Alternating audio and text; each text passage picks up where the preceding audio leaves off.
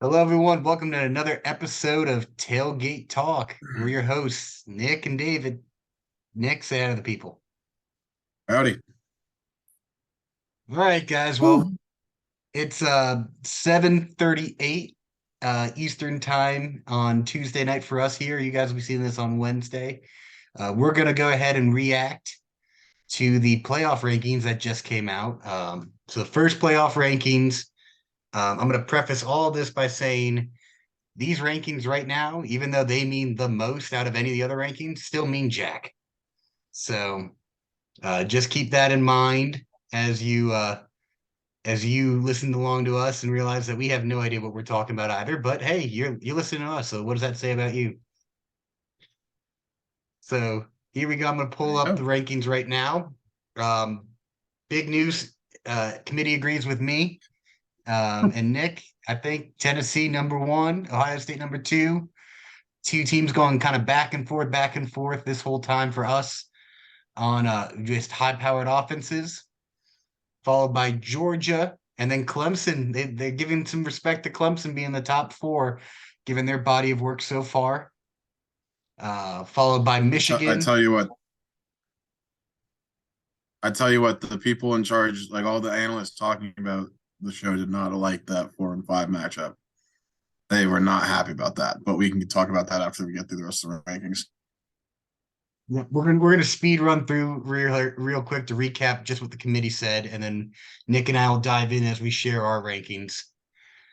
Alabama at six, TCU at seven. You know, you've got a one-loss team ahead of an undefeated team there. Um, Oregon then at eight, and then USC at nine, and then it gets interesting. They've got LSU all the way up at 10, and then Ole Miss, and then UCLA, Kansas State, Utah, Penn State, Illinois up at 16. Next ACC team in North Carolina, probably going to win the Coastal. They're at 17 if they keep doing what they're doing. Oklahoma State, and then our top group of five school, which if we were to go to the 12 team playoff format, they would be a playoff team right now, is Tulane. So book it right Yep. now. Tulane should be in the playoff. Oh man. Uh, Syracuse at 20, and then we've got Wake and NC State. So the three teams that Clemson has beat, all in the top 25, all in a low 20s range right now. Then we've got Oregon State, Texas, and UCF right filling out the top 25. All right, Nick, where you want to go first? The biggest surprise to me of this whole one was LSU at 10. I think I have a feeling that part of it is because they just beat Ole Miss and they didn't want to put a team. I mean, I really don't understand that. The only thing I can think of is that they wanted to put LSU above Ole Miss as they just beat them. But credit to the Tigers. I mean, I don't think they're the 10th best team in the country, but they apparently are not. TCU over Bama is one I would run with. Um, I personally have had Clemson and Michigan that way for a long time, but the talking heads were very adamant that Michigan should be over the Tigers because Clemson just doesn't jump off the screen at you, for whatever the hell that Yeah, I means. mean it's amazing when you look at when you play against some, junior varsity level out of conference competition that Michigan does, and I think at this point has played what one game away from home, and I and think and that's the kind of comment that they're going to focus on is that Clemson against three ranked teams, mind you, hasn't jumped off the screen as putting up points. They've averaged over 30 points a game. So I think that was a bit of an asinine comment from Joey Galloway and the crew over there. I agree. I when I was listening to that, I was getting steamed. I mean, Clemson has done what they needed to do to be ahead of Michigan. I'd be more than happy to put TCU ahead of us at four and us at five, but I don't think that Michigan deserves to be ahead of us right now, given who they played and where they played. I mean, you can't go away from home only once in the first eight games and expect to be rewarded for that. I'm sorry, it just doesn't work. And I mean, they still have Ohio State on the schedule, so that'll be sorted out. Georgia and Tennessee play this week. That'll get sorted out. Um, so I mean, it like you said to open this doesn't mean anything, but I do appreciate that the committee kind of rewarded us for playing a harder schedule than Michigan, and for Mhm. having better out of conference teams in Hawaii and Colorado State. Like, I mean, Yeah. you got to play teams, and I think Clemson Mhm. has and Michigan hasn't. So I have no Mhm. problem with that. Going back to LSU, I mean, I'm looking at the record here, 6-2 right now. One of those lost to Florida State. Florida State was not in the top 25. Florida State, who I think probably is on the verge of being in the top 25 at this point. I mean, you look at their losses, it's to Clemson, Syracuse, um, and NC State. Three teams in the top 25, all by one score. I And saw Wake. it. I mean, they are probably the most deserving four-loss team or three-loss team. I can't remember. Did they play all four, Nick? Please correct me. I'm looking right now because I don't think they played Syracuse yet. Yeah, I'm I think checking they right now. might Don't play worry. Syracuse. They might play Syracuse coming up at some point. But three losses. I think LSU fits more into this range. I think they're down, you know, in the likes of Kansas State, Utah, and Penn State. I think Ole Miss should be higher. I think UCLA should be higher than them. If you're going to value wins, if you're and stuff, then what on earth is LSU doing here with two losses when you've got two teams that I think you're still pretty high on in Ole Miss and UCLA with only one, and you've even got Illinois and UNC down here with one loss. Like I'm not saying, I mean I think we both agree that probably UNC and Illinois should probably be one or at least one or two of them should be ahead of LSU, but you know that's my thought. And then for me, same thing, moving Penn State and Utah below those one loss teams or around those one loss teams. So Just to uh, get back to you about Florida State's schedule. They are 5-3. They haven't played Syracuse yet. They play Miami this week, and then they play Syracuse the week after. So when we play Louisville, there we go. So quick, we just paid the stats budget and we got it up. We got it updated. Good job, Nick. Way to thank you, get that thank you. check in. Try to. All right. So with that, shall we go ahead and unveil our rankings? Let's do it. All right. Well, here we go. Top 10. Nick, you want to get us started off? Sure. I mean, you can kind of see most of my top 10 is the same as the committee, except Alabama and TCU were flipped. And I forget why I had Utah at 10. Come to think Because of it, I they've don't think I burned you too wanted to many put times that you need to give them some respect. Let's go with that. sure because I don't think I meant to put them at 10, but you know what? I'm gonna roll with it. Utah, for everyone, is the team that Nick picked to win the Pac-12 going into the season. I want that on Yeah, record. yep. So yeah, other than what we've already talked about, I pretty much see it the same way as the committee. I really don't understand Utah at 10, but you know what? I'm not gonna doubt past me now. So yeah, Utah's number 10 team in the country. Yeah, I agree. I think my whole philosophy behind the top seven is that if you're undefeated, and you're in the Power Five right now, you you should be in the top six this year.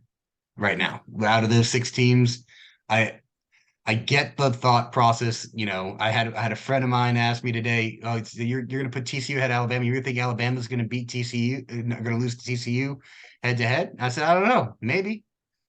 But Alabama hasn't looked great this year. I think they've struggled against some teams. I mean, they almost lost to Texas A&M, who is atrocious. Almost lost to They Texas. almost lost to Texas. They would have lost to Texas if Quinn Ewers didn't get hurt. And think how different Texas's season may have gone at that point. Um, and then they lost to Tennessee. So yeah, it was at Tennessee and it was a 3-point last second field goal loss, but it's still a loss. And TCU's offense has looked great. That I'd say, you know what, you had your playoff game there. You're going to get another chance to have another playoff game if you keep winning and get to the SEC championship, because you're going to play either Tennessee or Georgia there. And if you win that, you're in. So don't worry about it. You win your games, you're in Yeah. for Alabama. I had UCLA at 10. Only difference between Nick and the committee. I'm high on the Bruins still. I think that DTR is a really good quarterback. And again, I'm trying to reward teams that are going with only one loss or less. I'm not putting a 2-loss team in the top 10 when I've got plenty of 1-loss teams to pick from. Whoops. All right, 11 through 20. Nick, go ahead, get it started off. Yeah, here I got UCLA, Ole Miss, Kansas State, Illinois, and that's where I put LSU. And I thought I was high on LSU, so I feel a little better about my logic now. UNC at 16. I am happy that my highest group of 5 team was the highest group of 5 team in the rankings in Tulane. Penn State, Oklahoma State. I mean, I picked Kansas State to win the game. I didn't think they were going to blow them out like that. They deserved to drop very far for that one. And then I got Wake Forest starting at number 20. Yeah. I'm loving Kansas State's offense. I think that they're explosive. Put them right out. They're going to be a tough out. The way that they manhandled Oklahoma State, I honestly I considered them for top 10 again over UCLA for me. Illinois, another 1-loss team. Bielema's got them going in Illinois, and I think they're going to come out of the West. So I'm putting them at 12. Ole Miss, we're gonna find out a lot about Ole Miss when they play Alabama, because that's gonna be their kind of nut up or shut up time. So we'll find out. And then I got Utah down at 14. They're gonna keep climbing if they keep winning, but I don't think I could put them any higher than that. UNC at 15, so a little bit higher than committee, a little bit higher than Nick. I'm going off of some records compared to other teams. So I think they're better than Tulane with the same record. And then there's LSU with 2 losses. That's where I think my 2-loss starts is with LSU, unless Utah has 2 losses. Does Utah have 2 losses? Yes, they do. Utah does have 2 losses. They lost to and Florida Kansas and State does UCLA. as well. Yeah. So some of my logic clearly already out the window, but you know what? Whatever. I'm going with it. I'm sticking with it. There. I don't think LSU should be as high as they are. I don't think they should be 10. I think they fit right in the 15 to 18 range. So I'm putting them at 17. What I'm worried about Penn is State. Go ahead. What I'm worried about is that they put LSU in the committee so high at 10 to kind of, in hopes that Bama beats them this week, to kind of like have that be the reason why they're ahead of TCU. And if that's the case, next week.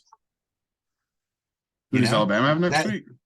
No, if that's your thought, then you go ahead, you put LSU at 10, but you leave Alabama where they are, and then you allow that win, because that's your top 10 win, to let them leapfrog TCU. That's how I would look at it. That's what I'm saying. That's what I don't want them to do, because I don't think LSU is a top 10 team. Right. So I think Alabama's going to get it. Alabama could get a top 10 win over a team that has no business being in the top 10, and then it just inflates their resume a little bit. I don't think that's really fair. So yeah, that's my thought process. I think the healthiest way to kind of look at all that with the way that the committee's doing it is to realize that they start from scratch each week. So LSU's in the top 10. If they look like absolute booty against Alabama, they will be nowhere near the top 10. Yeah. And then Alabama won't have a top 10 win. They'll have wherever LSU gets put type win. Well, I saw a resume of TCU's, and it had Oklahoma ranked 18. So I think they're counting Oklahoma as a ranked win. Whereas we know that Oklahoma is not a ranked team this year. So but that was the at the time ranking. Well, that's they did what I'm that saying. for everybody. So what I'm that's saying ESPN. is LSU. That's not the play. That's ESPN, not the playoff committee. Okay. So I think that there's a difference between those two. Okay. I see what you mean. Then Oklahoma State and Wake Forest finishing out my top 20. I think Wake Forest is better than Syracuse. Um, so that's I think they play later this year, so I think that's where Wake Forest is going to prove it. Um, and let's see, we go to the next one, 21 through 30 for us. So they only go up to 25 for the committee, so we won't worry too much about the 30s. Go ahead, Nick. So yeah, I got NC State and Syracuse. Obviously, with Wake, all three of those teams are pretty similar with me. I do have NC State above Syracuse this week because I think NC State found a quarterback that can actually play, other than Valeri on the roster. So I think I'll be interested to see how well they do the rest of the year.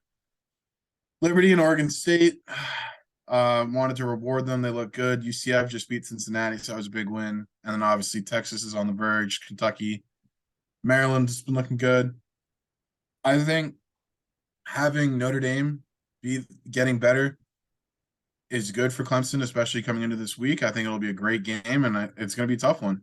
And then I got the shots at 30. Yep. I'm putting Syracuse above NC State because Syracuse has the head-to-head win. I do think that NC State has found a suitable replacement for the rest of the season for Leary. So I think that's good news for State and for Clemson fans, really, that I think they'll continue to hold their own and probably stick right around that 20s range and stay as a ranked win. Um, Texas, I have at 23. I'm a little upset they didn't give Liberty any love, man. Didn't give Liberty any love. Let's go. Keep Hugh Freeze there. Um, so I'm keeping Liberty at 24 and Oregon State at 25. I've been high on the Noles. I think that they've got the right guy with Mike Norvell and the culture that's turning around there. I was very impressed with how they responded being down a lot to Clemson and fighting back. I think that shows a lot of growth that I don't think we've seen from them the last couple years. So I think they're right on that verge, especially if you're looking at LSU being oh wait, yeah, no, that was Florida State, right? I'm so confused. I'm yeah, that was Florida State that beat LSU, right? Yeah. Please tell me I'm right. LSU lost to Florida State and Tennessee. Oh, okay. So yeah, I was right. I just had a brain fart there and forgot who played who. Oh, but if you've got LSU all the way up at 10 and you got Florida State beat them and you're keeping them out because they've got 3 losses, then I think they're right on the verge. So Notre Dame as well, I think starting to figure themselves out there. We're running football team this year. We'll see how Clemson handles that. And then Maryland, Kentucky, and Troy finishing out my top 20, my top 30. So that's our top 30, guys. Means nothing this week, just like the committees does. Just all it does is give ESPN and the other networks a chance to put a graphic next to somebody's logo. So that's about it. So let us know what you think. Let us know where we're wrong. Tell Nick that he's stupid for putting Utah all the way up at 10. Oh yeah, that one I'll take. Yep, I'll take that one. So thanks for joining in, guys. And as always, go Tigers. Go Tigers.